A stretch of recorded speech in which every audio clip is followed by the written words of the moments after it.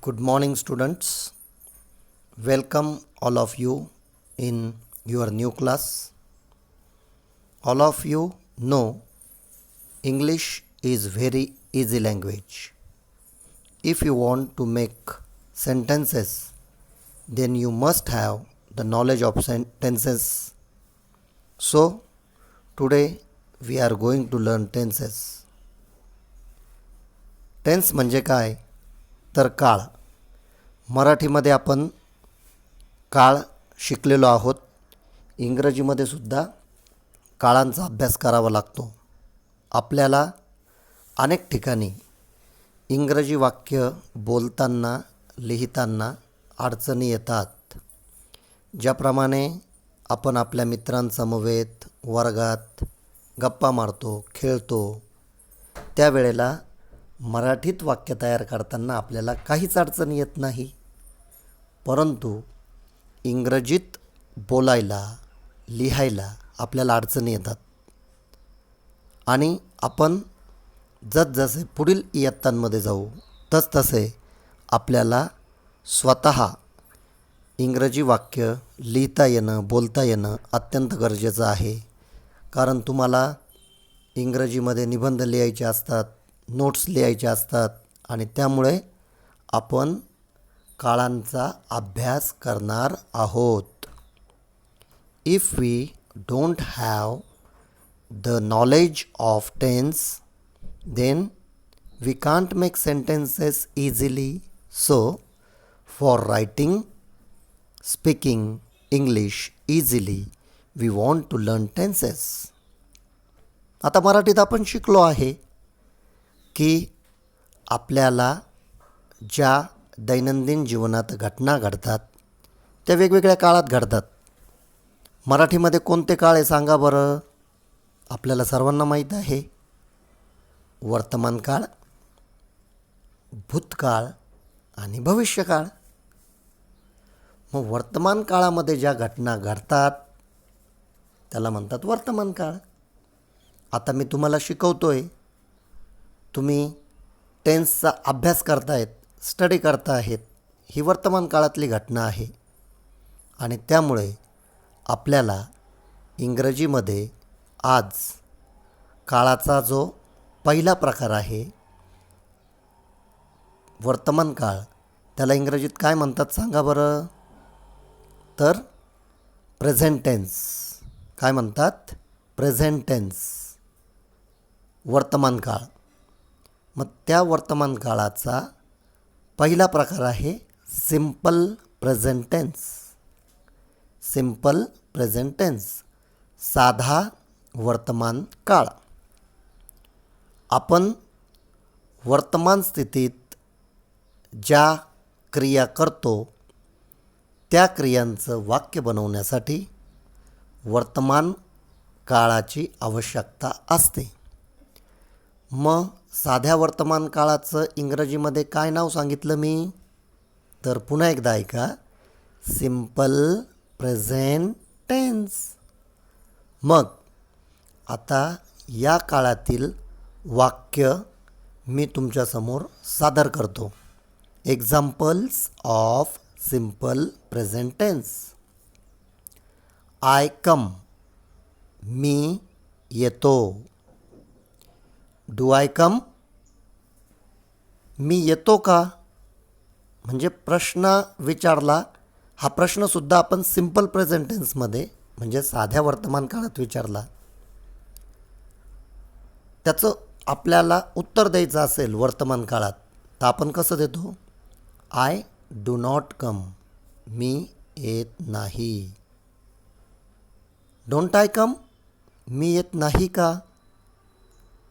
मग आता ही सर्व वाक्य जे आहेत हे साध्या वर्तमान काळातले आहेत, म्हणजेच सिम्पल प्रेझेंट टेन्समधले आहेत. मित्रांनो, आयुष्यभर लक्षात राहतील अशा प्रकारे आपण लाखो बिनचूक वाक्य तयार करू शकतो सिम्पल प्रेझेंट टेन्समधले. त्यासाठी आता आपण काय करू? उदाहरणादाखल मी कम हे क्रियापद घेतो. COM कम. कम म्हणजे काय? येणे. मग या क्रियापदाचा सिम्पल प्रेझेंट टेन्समध्ये वापर करून आपल्याला वाक्य बनवायची आहेत. तर आपण इंग्रजीमधले जे प्रोनाऊन्स आहेत, सर्वनाम, त्या सर्वनामांचा उपयोग करून कम हे क्रियापद घेऊन सिम्पल प्रेझेंट टेन्समधील अर्थात साध्या वर्तमान काळातील वाक्य बनवण्यास सुरुवात करूया. सुरुवातीला मी आपल्याला अगदी सहज सोपे सिंपल जे वाक्य आहेत ते वाक्य बनवून दाखवतो. एकदा तुम्हाला ही वाक्य कसे बनवायचे हे जर लक्षात आले तर आपण अशा प्रकारे हजारो वाक्य बिनचूक बनवू शकतो. पुन्हा एकदा लक्ष द्या, मी काय वाक्य सांगतोय. आय कम, मी येतो. आम्ही येतो असं जर म्हणायचं असेल तर कसं वाक्य येईल? We come. तू येतोस, यू कम. तुम्ही येता, यू कम. तो येतो असं आपल्याला वाक्य बनवायचं आहे. मग ही कम्स. आता तुमच्या इथे लक्षात आलं असेल, मी पहिलं वाक्य बनवलं आय कम, नंतर we come, you come, you come, आणि आता या वाक्यामध्ये थोडासा बदल केलेला आहे. तो तुम्हाला ते वाक्य ऐकल्यानंतर लगेचच लक्षात आला असेल. ही कम्स, तो येतो. शी कम्स, ती येते. आणि शेवटचं दे कम, ते येतात. मग आता ही जी वाक्य वाचली त्या वाक्यांमध्ये मी कम हे क्रियापद घेतलेलं होतं, COME कम. मग आता तुम्हाला वेगळ्या अर्थाचे वाक्य बनवायचे असेल तर COME कम या क्रियापदाच्या ऐवजी दुसरे क्रियापदं घ्या. आपण अनेक क्रियापदं अभ्यासलेले आहेत. तुम्ही सांगा बघा बरू की कुठल्या प्रकारचं वर्ब मी घेऊ शकतो. ठीक आहे, मग आपण टू गो मीन्स जाणे. गो हे क्रियापद आपण घेतलेलं आहे. आता या ठिकाणी आपण एक गोष्ट लक्षात ठेवायची आहे. साध्या वर्तमान काळात वाक्याचा कर्ता जर तृतीय पुरुषी एकवचनी असेल तर क्रियापदाला यस किंवा इयस असा प्रत्यय लागतोच. आता तृतीय पुरुषी एकवचनी कर्ता म्हणजे कोणती सर्वनामं? तर ही, शी आणि इट. किंवा या व्यतिरिक्त सर्वनामांच्या ऐवजी जर आपल्याला कर्ता म्हणून नाम वापरायचं असेल आणि ते नाम जर एकवचनी असेल तर त्यावेळेला देखील क्रियापदाला यस किंवा इयस प्रत्यय लागतो. आता स्लीप हे क्रियापद आहे, झोपणे. स्लीप म्हणजे काय? झोपणे. मग आता या स्लीप क्रियापदाचा वापर करून तृतीय पुरुषी एकवचनाचे जे सर्वनाम आहेत त्या सर्वनामांचा वापर करून ही क्रियापदं वाक्यात कसे उपयोगात येतील आता आपल्याला कळालं असेल. बघा, स्लीप हे क्रियापद वापरून मी तुम्हाला तृतीय पुरुषी एकवचनी कर्ता वापरून काही वाक्य बनवून दाखवतो. ही स्लीप्स, तो झोपतो. शी स्लीप्स, ती झोपते. इट स्लीप्स, ते झोपतात. अशा प्रकारे स्लीप या क्रियापदाला आपण यस हा प्रत्यय लावलेला आहे. तो का लावला ते मगाशी मी तुम्हाला स्पष्ट केलेलं आहे. जर कर्ता तृतीय पुरुषी एकवचनी असेल तर क्रियापदाला यस किंवा ईएस प्रत्यय लावतात. स्लिप या क्रियापदाला आपण यस प्रत्यय लावून वाक्य बनवले. आता गो म्हणजे जाणे या क्रियापदाला आपल्याला सिंपल प्रेझेंट टेन्स अर्थात साध्या वर्तमान काळात वापरायचं जर असेल, हे क्रियापद वापरून आपल्याला वाक्य जर बनवायचे असेल तर तृतीय पुरुषी कर्ता जर असेल तर ओला आपण ईएस हा प्रत्यय लावूया. म्हणजेच त्याचा उच्चार काय होईल? गोज. तर बनवूया तर मग आता आपण वाक्य गो या क्रियापदापासून. कोणत्या काळातले? Simple present tense.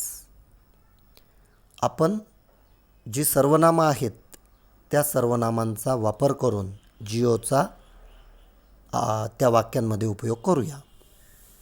I go, we go, you go, you go. आता मात्र बघा, तृतीय पुरुषी एकवचनी जी क्रियापदं आहेत, he goes, she goes, it goes आणि या सर्वांचं अनेक वचन दे गो, ते जातात. आता तुम्हाला लक्षात आलं असेल, कम क्रियापद वापरून, स्लिप क्रियापद वापरून आणि गो क्रियापद वापरून आपण अगदी साध्या स्वरूपाचे वाक्य बनवलेले आहेत. या वाक्याला तुम्ही तुमच्या पद्धतीने वाढवू पण शकतात. आता उदाहरणार्थ गो क्रियापद वापरून मी वाक्य काय बनवलं होतं? आय गो. मग तुम्ही यामध्ये हे वाक्य आपल्याला मोठं करायचं असेल तर आपण काय करणार? I go to school. काय वाक्य तयार झालं? I go to school. अजून आपण या वाक्याला कसं मोठं करू शकतो? नाव I go to school. I go to school by auto rickshaw. अशा प्रकारे साध्या वर्तमान काळातले वाक्य आपण एकदा का शिकलो की हळूहळू ती वाक्य आपल्याला मोठे करता येतात. त्यासाठी आपल्याकडे व्होकॅब्युलरी अर्थात शब्द भांडार असायला हवा. तर आता आपल्या लक्षात आले की सिंपल प्रेझेंट टेन्समध्ये अर्थात साध्या वर्तमान काळामध्ये क्रियापदाचं पहिलं रूप वापरून आपण अशी असंख्य वाक्य बनवू शकतो. आता आपल्याला वाटेल की या वाक्यांमध्ये फक्त सर्वनामे वापरून आपण वाक्य बनवलेले आहेत. सर्वनामांच्या ऐवजी आपण नामांचा देखील उपयोग करू शकतो. आता उदाहरणार्थ मी तुम्हाला वाक्य सांगितलं होतं, आय गो टू स्कूल. या वाक्यामध्ये आय हे सर्वनाम आहे. त्याच्याऐवजी आपण आपल्याला जे नाऊन अर्थात नाम आवडेल त्या नामाचा उपयोग करून आपण सिंपल प्रेझेंट टेन्समधले वाक्य बनवू शकतो. Ram goes to school. Ram goes to school by auto rickshaw. म्हणजे नामांचा वापर करून देखील आपण वाक्य बनवू शकतो. आता या वाक्यांचे प्रश्नार्थक वाक्य जर आपल्याला बनवायचे असेल आणि ते देखील सिंपल प्रेझेंट टेन्समधील, तर कशा प्रकारे ते वाक्य आपल्याला बनवता येतील? प्रश्नार्थक वाक्य. Do I come? मी येतो का? Do we come? आम्ही येतो का? Do you come? तू येतोस का? Do you come? तुम्ही येतात का? आता ज्याप्रमाणे आपण प्रथम पुरुषी आणि द्वितीय पुरुषी सर्वनामं वापरून सिंपल प्रेझेंट टेन्समधील प्रश्नांची रचना बघितली. आता मी तुम्हाला वाक्य बनवताना सांगितलं होतं की तृतीय पुरुषी एकवचनी कर्ता जर असेल तर त्या वाक्यातील क्रियापदाला यस किंवा इयस प्रत्यय लावायचा आहे. मग आपल्याला प्रश्न बनवताना देखील या तृतीय पुरुषी एकवचनी कर्त्याला प्रश्न विचारायचा असेल तर डू हे क्रियापद घेऊन चालणार नाही. त्याऐवजी DOES डज हे क्रियापद वापरावं लागेल. मग डज हे क्रियापद वापरून बघा तर कसे प्रश्न बनवता येतात. डज ही कम, तो येतो का? डज शी कम, ती येते का? डज इट कम, ते येते का? डू दे कम, ते येतात का? मग आता आपण या सगळ्या वाक्यांचा अभ्यास करून त्या वाक्यांमध्ये कम, गो, स्लीप ही क्रियापदं वापरून वाक्य कशी बनवतात सिंपल प्रेझेंट टेन्समधील हे आपण शिकलो.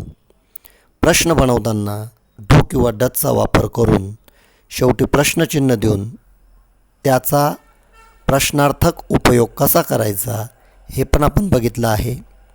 आता आपण या सर्व वाक्यांची व्यवस्थित अभ्यास करून आपल्या मनाने वेगवेगळी क्रियापदं कर्ते वापरून अनेक वाक्य बनवू शकतो.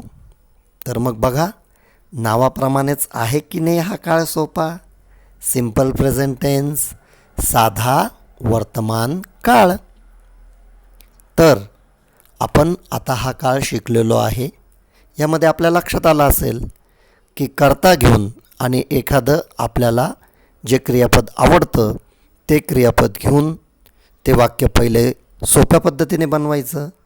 मग त्या वाक्याला जर आपल्याला मोठं करायचं असेल, वाक्य वाढवायचं असेल तर त्याचं देखील मी तुम्हाला उदाहरण दिलेलं आहे. मग आज आपण या काळाचा अतिशय शांततेने केअरफुल अभ्यास करून आज या काळातील आपण किमान 20 वाक्य लिहायची आहेत. न चुकता आपण काळ अभ्यासला आणि जर त्यावर 20 वाक्य आपल्याला बनवता आली तर समजायचं की हा घटक आपल्याला चांगला समजलेला आहे.